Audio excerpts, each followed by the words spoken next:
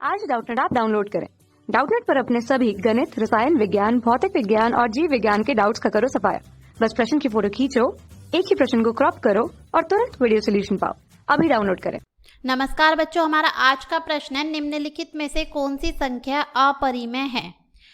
पहला, दूसरा, तीसरा, चौथा। हमें चार वो दे रखे हैं, हमें बताना है कि कौन सी अपरिमेय संख्या है। तो पहले मैं आपको ये बता देती हूँ कि परिमेय संख्याएं क्या होती हैं। जिन संख्याओं को P/Q के रूप में लिखा जा सकता है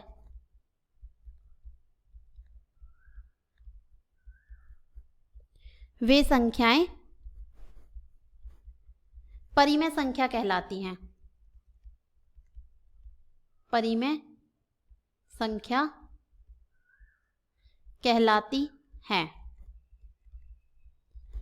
जहां PQ क्या होते हैं? पूर्णांकों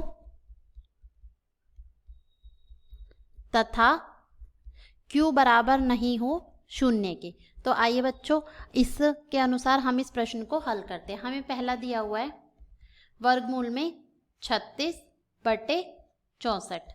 तो इसे हम क्या लिख सकते हैं? हम इसे लिख सकते हैं 6 × 6 और नीचे हम लिख सकते हैं इसे 8 × 8। तो इसका वर्गमूल कितना हो जाएगा? 6 और ये कितना आ जाएगा? बट्टे में 8। अब देखते हैं, हम इसे किसी से कटता है तो काट देते हैं। 2 तिया 6, 2 चौक 8। तो 3/4 PQ के रूप में हो गई।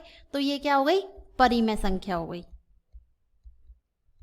परिमेय संख्या है। हम 6/8 को परिमेय संख्या नहीं बोल सकते थे। क्यों नहीं बोल सकते थे? क्योंकि परिमेय संख्या जो होती है उनका वे सह अभाज्य संख्याएं होती है। परिमेय संख्या क्या होती हैं? सह अभाज्य संख्याएं होती हैं। सह अभाज्य संख्याएं होती हैं जिनका उभयनिष्ठ, सहअभाज्य संख्या होती हैं जिनका उभयनिष्ठ केवल 1 होता है। उभयनिष्ठ केवल 1 होता है। जैसे 3/4 का उभयनिष्ठ क्या है? 1 ही है। लेकिन अगर मैं 6/8 देखूं तो इनका उभयनिष्ठ 2 है। तो इसलिए 6/8 परिमेय संख्या नहीं है, लेकिन 3/4 क्या है? परिमेय संख्या है। तो अब हम देखते हैं दूसरा प्रश्न। दूसरे में क्या कह रहा है? वर्गमूल 3। वर्गमूल 3 बताना है हमें कि वो परिमेय संख्या है या फिर अपरिमेय संख्या है। वर्गमूल 3 इसके बट्टे में 1 मान लेते हैं। अब ये एक पूर्णांक नहीं है, P/Q हो गया। अभी मैंने बताया P और Q क्या हो? पूर्णांक हो। तो यहाँ पर P क्या है? P बराबर वर्गमूल में 3 है। पूर्णांक नहीं है ये, तो इसलिए ये क्या हो गई? अपरिमेय संख्या हो गई। अपरिमेय संख्या हो गई, क्योंकि वर्गमूल 3 एक पूर्ण वर्ग संख्या नहीं है। वर्गमूल 3 एक पूर्ण वर्ग संख्या नहीं है। अगला देखते हैं। अगले में कहा है उसने 9/वर्गमूल में 49।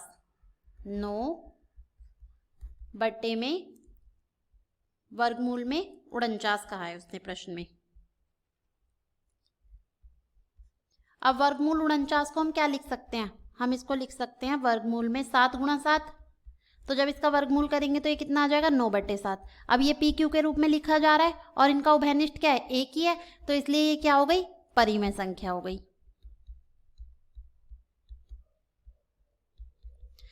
चौथा देखते हैं। चौथा क्या दिया हुआ है? वर्गमूल में 9/81। तो हम लिख लेते हैं वर्गमूल में 9/81। अब हम वर्गमूल 9 को क्या लिख सकते हैं? 3 × 3 और 81 को लिख सकते हैं 9 × 9। जब इसका वर्गमूल करेंगे तो ये आ जाएगा 3/9।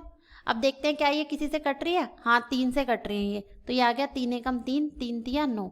तो ये PQ के रूप में लिखी जा रही है और इनका उभयनिष्ठ केवल 1 ही है। तो इसीलिए ये क्या हो गई? परिमेय संख्या हो गई। तो इस प्रकार हमने देखा चारों में से कौन सी अपरिमेय संख्या है?